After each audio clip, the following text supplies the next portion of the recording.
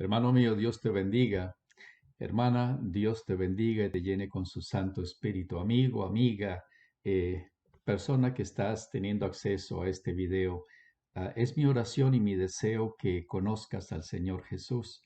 Es mi oración y mi deseo que conozcas al Santo Espíritu de Dios. Es mi oración y mi deseo que llegues a salvación, a vida y vida eterna y vida abundante, ¿verdad? Así que Dios te bendiga, recibe un abrazo y por supuesto mi oración permanente para que el Señor en su gracia y misericordia se acuerde de ti y de todos los que están contigo. Dios te bendiga. Bienvenidos a este servicio de adoración del Señor Jesús. Mira, hermano, hoy día hablaba con un amigo de mi infancia. Creo que tenemos más de 50 años de ser amigos. Es de esos amigos que yo digo que son puestos por Dios porque realmente han jugado un papel determinante en nuestras vidas, ¿verdad? En mi caso, para bien, sé que hay situaciones en las cuales algunas personas prefieren ni acordarse de amigos o amigas que han conocido porque parecieran más enemigos que amigos. Pero en este caso es una persona a la que amo mucho, admiro mucho, ha estado conmigo en diferentes situaciones y cada vez que conversamos él termina con una frase similar a esta. Viejo Otto, no te olvides, vos que tenés buena palanca, buenas conexiones allá arriba, háblale bien a Dios de mí para ver si él se acuerda. Y este amigo lo dice realmente en serio, lo dice creyendo en lo que él está hablando. Y esto me hace caer en cuenta del rol determinante de la iglesia en estos días. Y es que tenemos que estar delante de Dios, hablándole a Dios a favor de todos aquellos que de una u otra manera, por diferentes circunstancias, por diferentes razones, parece que no tuvieran acceso a Dios o algo en la vida de ellos es un impedimento que no ha sido removido para que puedan acercarse al Señor Jesús. En estos tiempos de pandemia y de virus, muchas personas se han acercado a hablar conmigo y a preguntarme, y algunos me preguntan con cierta mala intención, con cierta sorna, ¿dónde está su Dios? ¿Dónde está el pueblo de Dios, verdad? Como para decir, mire lo que está pasando y su Dios por ningún lado y el pueblo de Dios por ningún lado. Yo siempre le respondo, ¿verdad? Con mi mejor rostro y sonriendo, Dios y su pueblo están conversando y conversando cosas importantes. Y cuando le digo eso, usualmente añado, ¿sabía usted que el pueblo de Dios está delante de Dios en este momento, hablándole a Dios bien de usted? Para cuidarlo, para protegerlo, para que Dios permita que usted tenga acceso a todas las maravillas, promesas y hechos que transforman nuestras vidas. Y usualmente eso es suficiente para que ellos queden callados, algunos sorprendidos, pero pensando, y es donde yo entiendo que el Espíritu de Dios comienza a trabajar.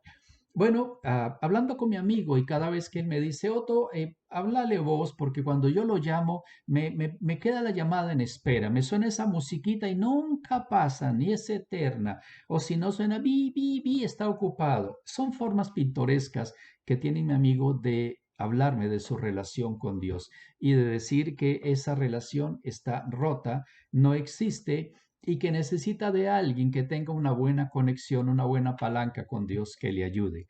Bueno, ah, dos cosas importantes me hace recordar mi amigo. La primera es que yo estoy frente de un Dios maravilloso y que para poder hablar con Él debo estar en buena relación con Él, debo conocerlo a Él y debo conocerme yo, porque no me puedo presentar de cualquier manera delante de Él, ¿verdad? Y la segunda, que si le voy a hablar a Dios bien, a favor de alguien, es bueno que yo tenga alguna idea de quién es la persona por la cual estoy abogando, ¿verdad?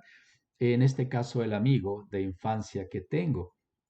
Esas dos cosas son importantes en la Biblia, pero quiero referirme a este pasaje. Ezequiel 22:30 dice así, Dios está hablando a través de su profeta Ezequiel, a quien le permitió ver cosas que a veces uno no quisiera ver, ¿verdad? Uno no quisiera ver lo malo, ni siquiera lo malo del pueblo de Dios, y a veces ni siquiera lo malo que hay en el mundo, pero Dios a través de su Espíritu nos permite verlo con un propósito. A Ezequiel se le permitió, era profeta, era sacerdote, y le dijo, mira, lo que estoy viendo no me agrada, Ezequiel, así que estoy buscando y busqué una sola persona que se pusiera, ¿verdad?, delante de mí, que tapara esa brecha, que construyera un vallado para que yo en mi ira justa no lo destruya. Y termina el verso diciendo, y no lo encontré.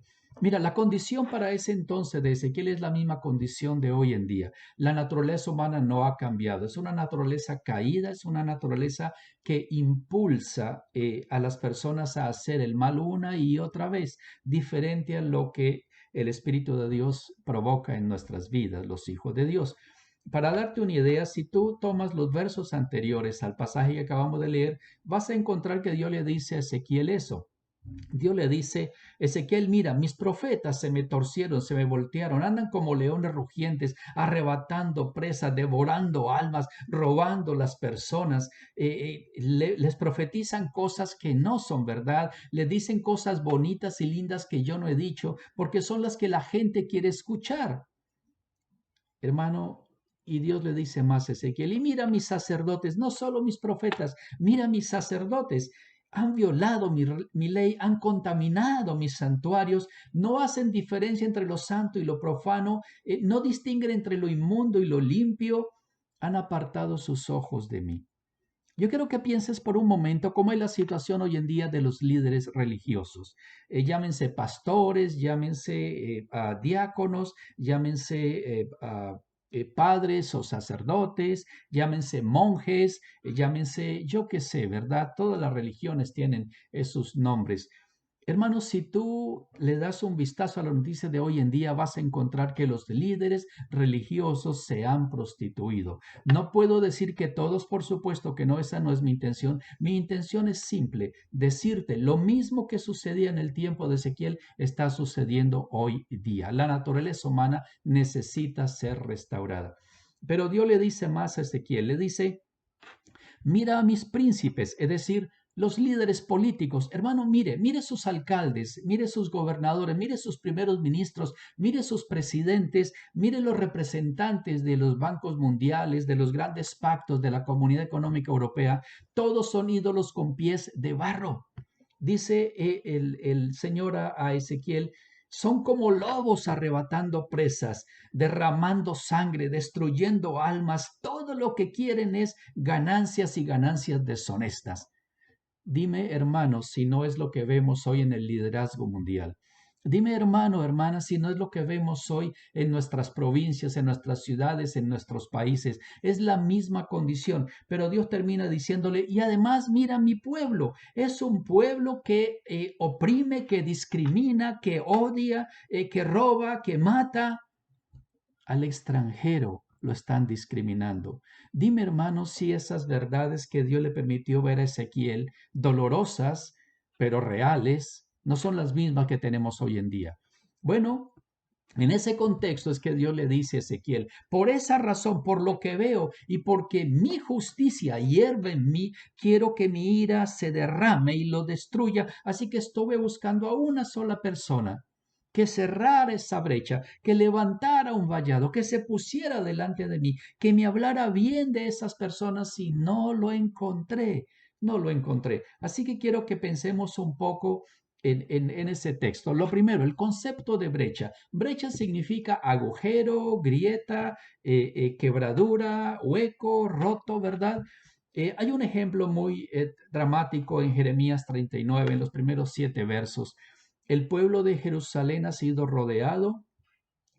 Aquí está el nombre de las personas, están las fechas, tú puedes ir, Jeremías 39 del 1 al 7. Y ese ejército infiel, ¿verdad? Inconverso que ha rodeado al pueblo de Dios logra hacer una brecha en la muralla de Jerusalén. Y por esa brecha entran a Jerusalén y toman Jerusalén. Las autoridades de Jerusalén, el ejército, el pueblo, huye en desbandada, no pensaron que el enemigo lograra entrar hasta su ciudad y finalmente los persigue el enemigo, los apresa, los encadena, los destruye y ya te imaginarás el saqueo que hay. Entonces lo que quiero decirte es muy simple. El concepto de brecha es un concepto que significa que hay una grieta, que hay una abertura dentro de lo que puede ser tu seguridad por medio de la cual el enemigo está entrando para tomar ventaja de ti, de los tuyos, de tu iglesia, quizás de tu ciudad, de tu país, de tu provincia. ¿Qué es una brecha entonces?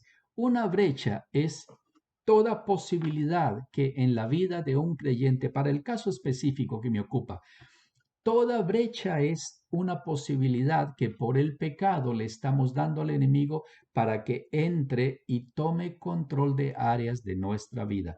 Así que voy a decirlo en estas palabras, todo lo que no esté sujeto al señorío del Cordero de Dios, del León de Judá, el Señor Jesús, todo lo que no esté sujeto a Él en nuestra vida, en nuestra familia, en nuestra iglesia, en nuestra ciudad, en la provincia, en el país, en el mundo, todo lo que no esté sujeto es una brecha para que el enemigo pueda atacarnos.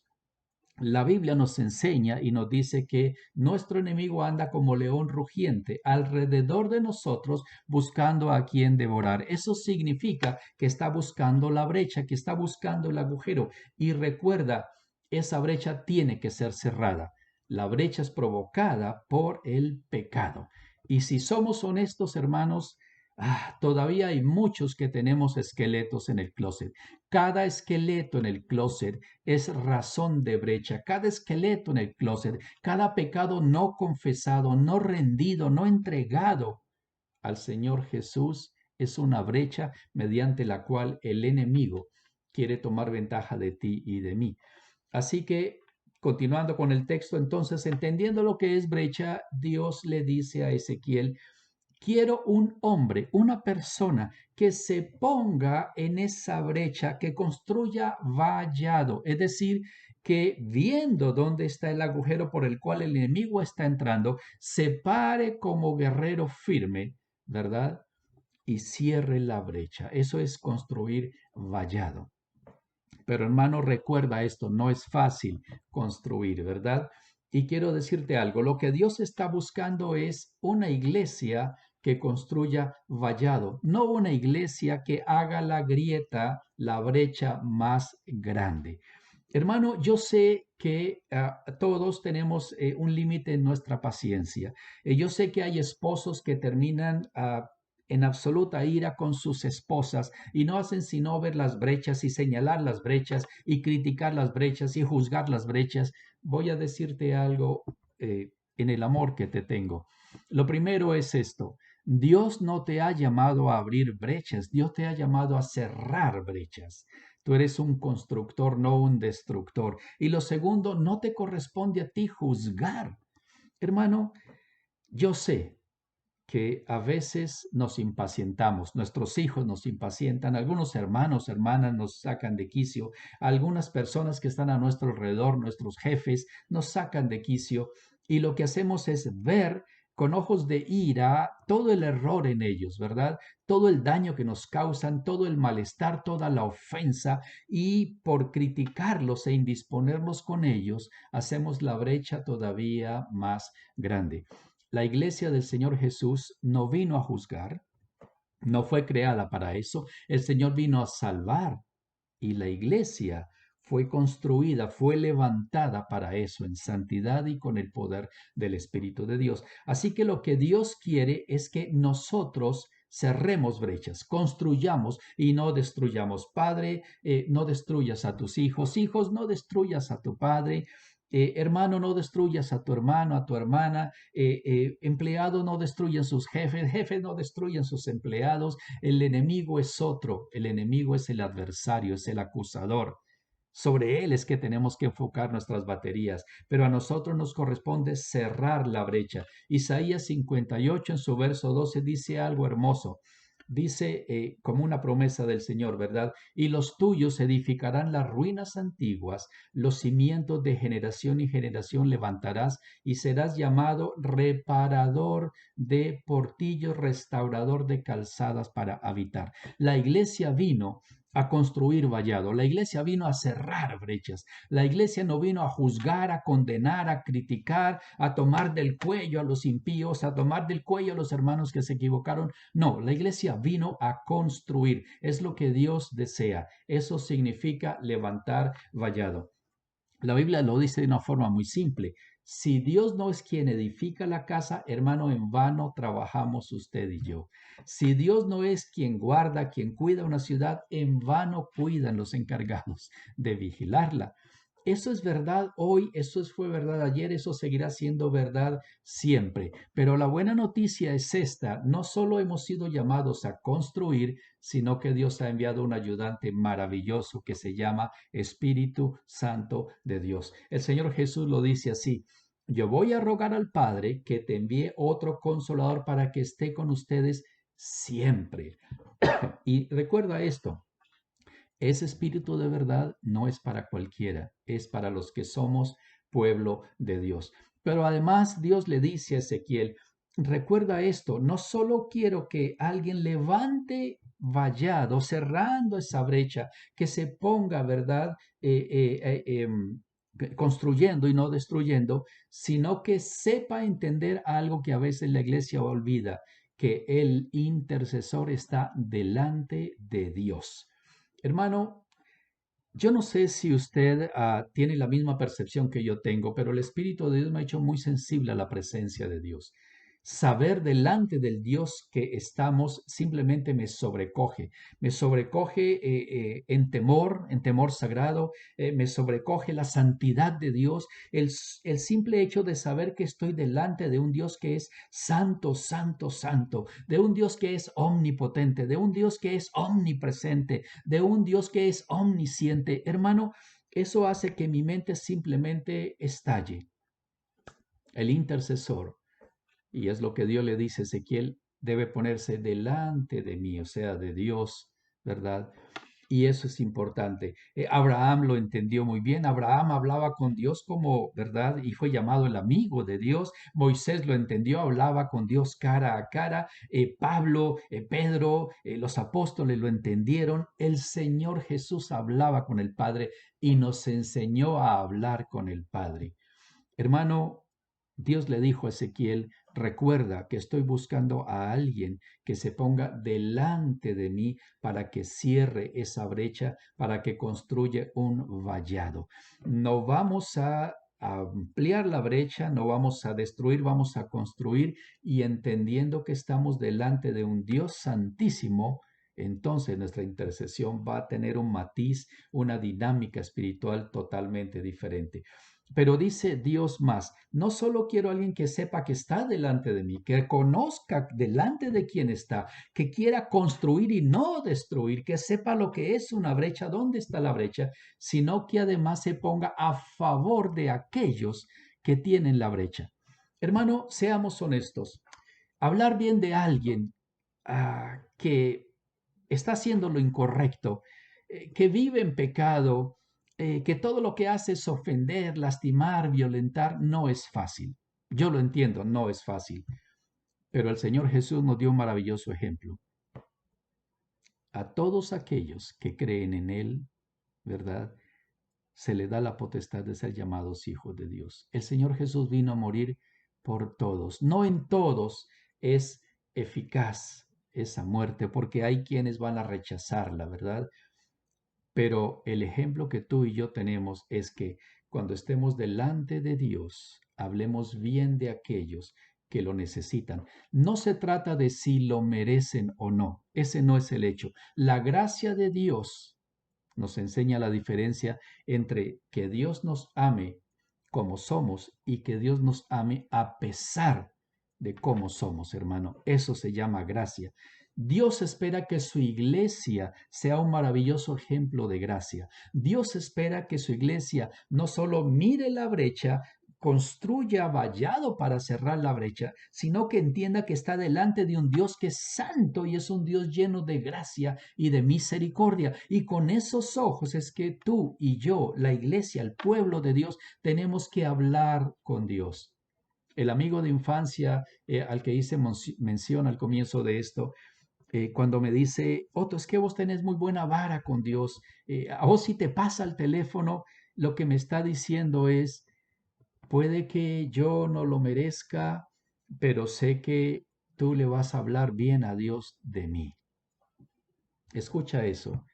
Puede que yo no lo merezca, palabras que él ha usado, ¿verdad? Pero dice, yo sé que tú le vas a hablar bien a Dios de mí. Y no porque seas mi amigo, sino porque conozco que Dios está contigo y te ha transformado y te hace mirarme con otros ojos. Hermano, esto es importante. Dios quiere que alguien se ponga en la brecha, levante el vallado, sepa delante de quién está y hable bien. Escuche esto, hable bien. La iglesia no está para juzgar, la iglesia no está para acusar. De hecho, uno de los nombres de nuestro enemigo es el acusador de los hermanos. Así que, esposo, cuando hables de tu esposa, cuida muy bien lo que hablas. Esposa, cuando hables de tu esposo, cuida muy bien lo que hables. Padre, cuando hables de tus hijos, cuida muy bien lo que hablas. Hijos, cuando hablen de sus padres, cuiden muy bien lo que hablan. Dios está buscando una iglesia que sepa hablar, que hable bien, que hable en bendición, que hable por gracia. Eso es un intercesor. Yo creo que ya estás entendiendo que no cualquiera califica para interceder, pero Dios quiere levantar una iglesia de intercesión, una iglesia que esté a favor de la tierra, dice él. Ahora, segunda de Corintios capítulo 15, versos 17 al 21, dice claramente quién es la iglesia. El Señor Jesús vino a restaurar lo que estaba dañado, vino a reparar lo que estaba dañado. La relación entre el hombre y Dios, el hombre caído y Dios, se había roto y el Señor Jesús vino a llenar ese gap, ese vacío. El Señor Jesús vino a restaurar lo que estaba dañado, a reconciliar, así dice la palabra. En Cristo Jesús estaba el Padre y está el Padre y estará el Padre reconciliando un mundo caído con Él. Pero la obra redentora del Señor Jesús es crucial en esa ecuación, en esa dinámica. Y ahí es donde entramos nosotros. Nosotros hemos sido salvados y restaurados por el Señor Jesús. Y el Señor Jesús nos ha delegado esa posibilidad de ser reconciliadores, de hablando en el nombre de Él, el Señor Jesús, y en el poder de su Santo Espíritu, presentarle a un mundo caído un Dios que salva, que sana, que restaura, hermano. Eso es hablar bien. Usted y yo somos embajadores del Señor Jesús aquí en la tierra. Así que nuestra función no es criticar, nuestra función no es juzgar, nuestra función no es abrir la brecha todavía más grande de lo que ya está. Nuestra función es hablar bien de aquellos que necesitan la salvación para que Dios sea movido a misericordia y por gracia, por medio de la fe, pueda entonces permitirles esa oportunidad maravillosa de ser salvados como a usted y a mí se nos permitió. Hermano, y lo último, dice Dios a Ezequiel, ¿sabes qué? No solo busco un hombre que vea la brecha, que levante vallado, que la cierra, que sepa delante de quién está, que me hable bien de ellos, no que me hable mal, porque lo malo ya lo estoy viendo. Alguien que se ponga a favor de ellos. ¿Y sabes para qué?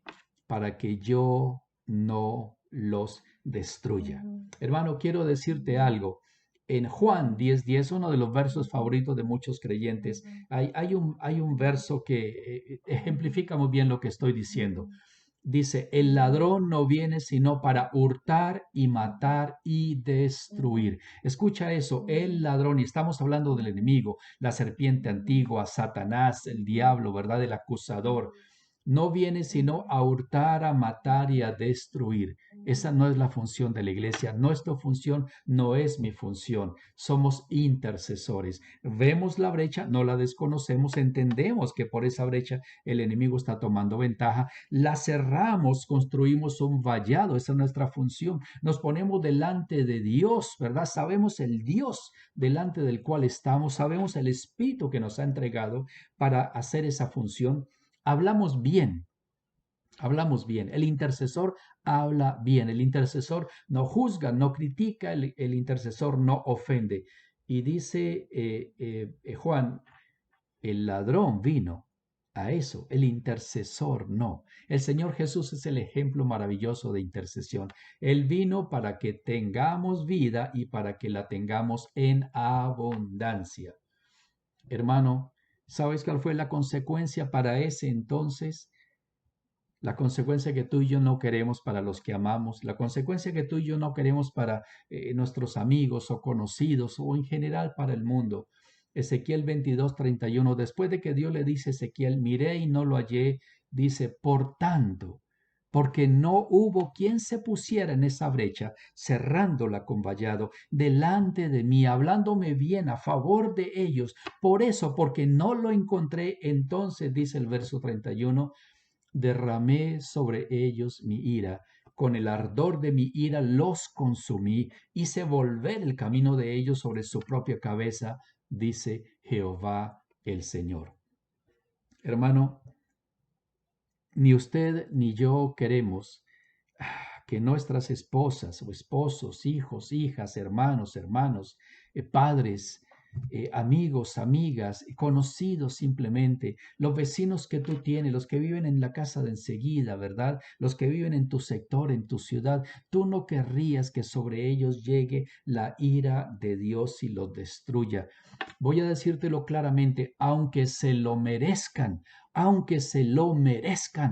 tú no quieres eso para ellos, porque en ti Dios ha puesto un corazón diferente, un corazón de carne, un corazón blando, porque en ti Dios ha vuelto a vida ese espíritu que estaba muerto, porque en ti Dios ha hecho un santuario para que su espíritu more, porque en ti Dios ha puesto su gracia y su misericordia. Así que tú no deseas el mal para este planeta, ni para este país o para tu provincia o para tu ciudad o para tus vecinos. No lo deseas, no lo deseas. Pero la ira de Dios es una ira justa y sabemos que va a llegar. El punto es, hermano mío, ¿está usted haciendo su trabajo? ¿Está haciendo usted su tarea? Quiero decirte esto, aunque la ira de Dios está y está a puertas, ¿verdad? Y el arrebatamiento está cercano y la tribulación va a llegar y ese hijo del maligno se va a levantar y las bestias y conoces todo eso, el Armagedón, todo eso va a llegar. Hermano, usted y yo todavía estamos en este mundo. Usted y yo todavía estamos, como decía el Señor Jesús, orando por sus discípulos. Padre, no te pido que los saques de este mundo, pero sí te pido que los santifiques más con mi palabra. Sí te pido que que los protejas y los empoderes con su espíritu para que hagan aquello para lo cual fueron creados. Hermano, usted y yo tenemos una función, hablarle al mundo del Señor Jesús. Y tenemos otra función, hablarle a Dios del mundo. El intercesor no juzga al mundo. El intercesor intercede, se pone delante de Dios, cierra la brecha. El intercesor, hermano, hace como está escrito en Nehemías capítulo 2, verso 17, cuando Nehemías vio la condición de Jerusalén. Así está el mundo hoy en día.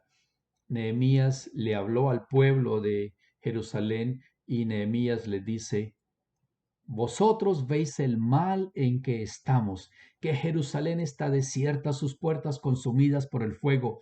Vengan, edifiquemos el muro de Jerusalén, no estemos más en oprobio. Hermano mío, amigo mío, quiero decirte esto. En mí cuentas con un intercesor. No está mi corazón, no está mi mente, no está mi espíritu, no está el Espíritu de Dios que conozco, que Dios ha puesto en mí para juzgarte.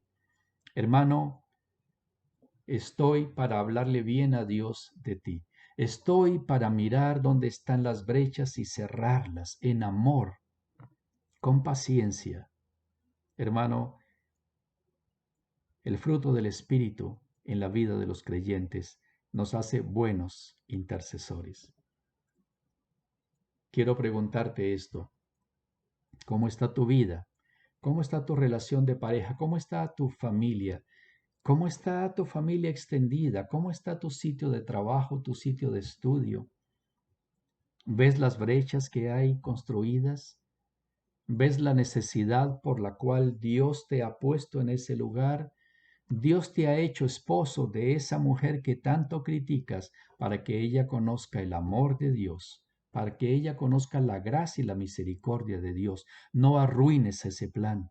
Mujer, Dios te ha dado ese varón, así como está, que te pone los pelos parados, que te hace pensar cosas terribles. Dios te ha puesto ahí para que viendo la brecha, tú intercedas para que esa persona, tu esposo, pueda conocer el amor de Dios, su gracia y su misericordia. Padres, esos hijos que Dios te ha dado, esos hijos calaveras, esas ovejas negras, esos que a veces uno dice, Señor, ¿qué hice para merecer?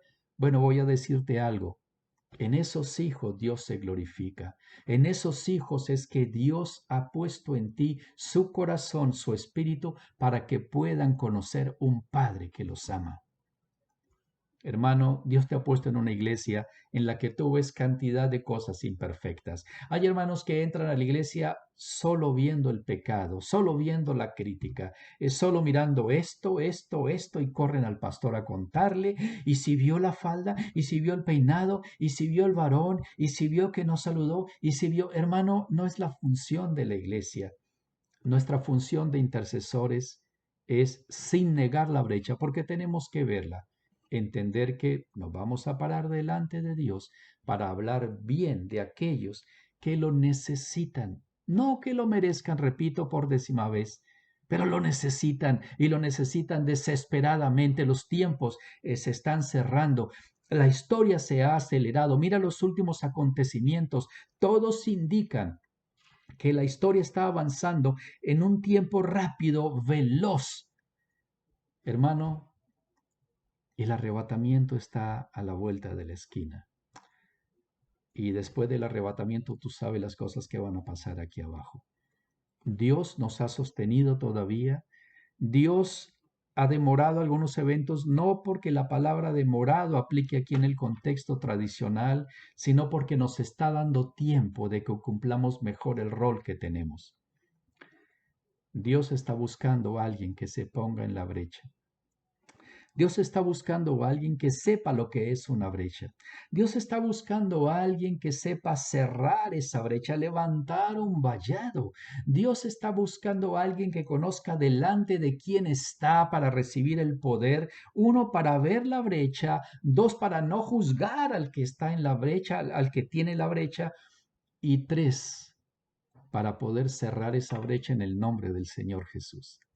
El Señor Jesús cerró la brecha, la cerró para ti, la cerró para mí. Encarguémonos de decirle al mundo, hay un Dios que salva, hay un Dios que sana. Por gracia, por misericordia, por medio de la fe, hermano. Esa es la iglesia de Jesucristo. Los tiempos no han cambiado, lo que Ezequiel vio es lo mismo que tú y yo estamos viendo, pero las condiciones del pueblo de Dios son dramáticamente diferentes. Dios te recogió de lugares que solo tú conoces. Dios te limpió de todo ídolo, de toda podredumbre. Dios tomó tu corazón que era de piedra, lo hizo de carne, blando, tierno para Él. Dios tomó tu espíritu que estaba muerto y lo hizo vivo, porque así puedes comunicarte con Él de espíritu a espíritu. Y Dios tomó su espíritu y te lo entregó, lo puso en ti para que habitara en ti como santuario, ¿verdad? Como tabernáculo. Hermano, solo de esa manera puedes tú interceder, solo de esa manera puedes tú vivir conforme a los preceptos de Dios. Esa es la iglesia del Señor Jesús. Bienvenido a la intercesión. Bienvenido a estos tiempos. Cuando te pregunten dónde está su Dios, dónde está la iglesia, dígales conversando. Y la iglesia está delante de Dios hablando bien de usted, para que usted pueda acceder a vida eterna, para que no sea destruido, ni robado, ni engañado. Esa es la iglesia de Jesucristo. Bienvenido, hermano, al poder de Dios, en el nombre de Jesús y en su Santo Espíritu. Jehová te bendiga y te guarde. Jehová haga resplandecer su rostro sobre ti y tenga de ti misericordia. Jehová sobre ti alce su rostro y ponga en ti su paz. Bienvenido a la intercesión. Amén y amén.